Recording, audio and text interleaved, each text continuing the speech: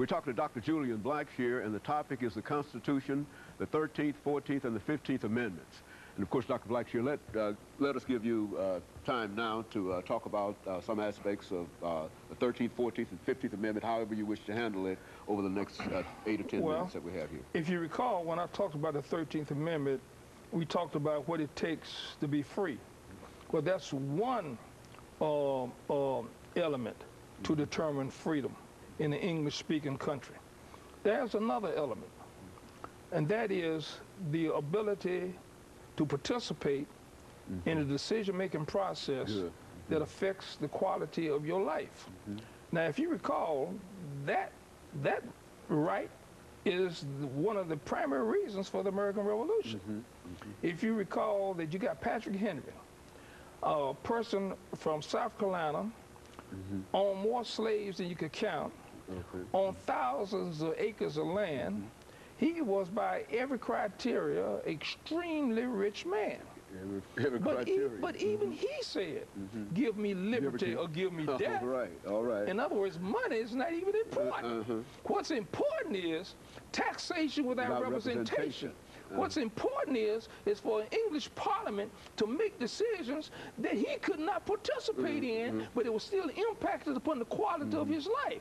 Thus, when slaves were freed, you had to have the 15th Amendment to give them the right to vote, because that's the only way in this Republican democracy that we would have the right to participate in the decision-making process. Not every day, but at least on voting day.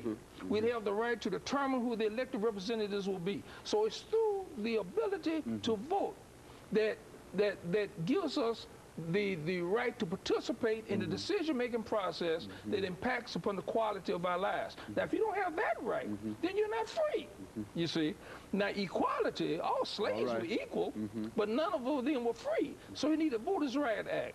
And the Voters' Right Act and the 15th Amendment never was enabled.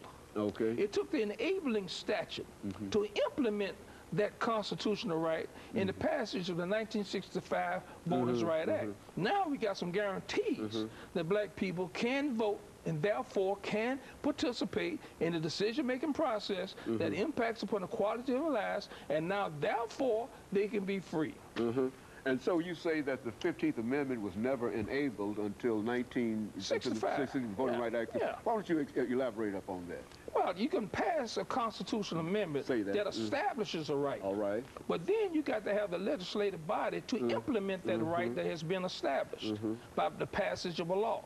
We call that an enabling statute. There has to be some statute passed by Congress that will implement the right that has already been established for black people to enjoy. Now, until you have that enabling statute, you just got a right, but there's nothing to implement that right. And that didn't happen really until the Voters' Right Act of 1965. Well, now, what impact, since we're talking about voting, what impact did this have on the disfranchisement movement in the southern parts of the United States?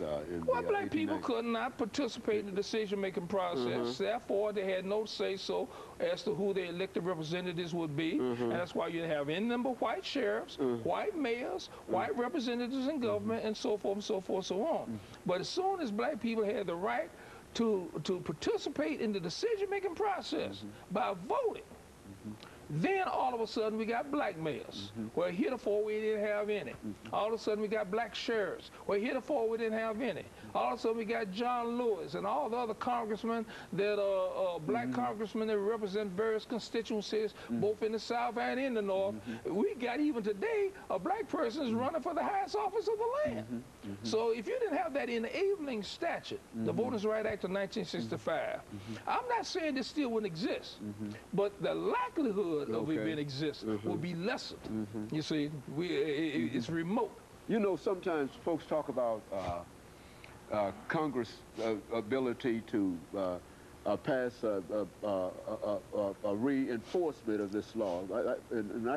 I forget the name that they use. Well, reinstating it. Reinstating the law. The law ordinarily expires upon a certain term, and then we want to reinstate the law, make sure that it doesn't expire, and to keep it going, and so forth and so on. That's already happened, so it's still in good stead. But now some people contend that even though Congress might not pass this law, that still applicants have the right to vote because the 15th Amendment to the Constitution. Well, I just told you. Yeah. If you don't have an enabling statute, you can have a right that there's no means or method by which it can be implemented. That's the reason why you have to have the statute. It's not that passage every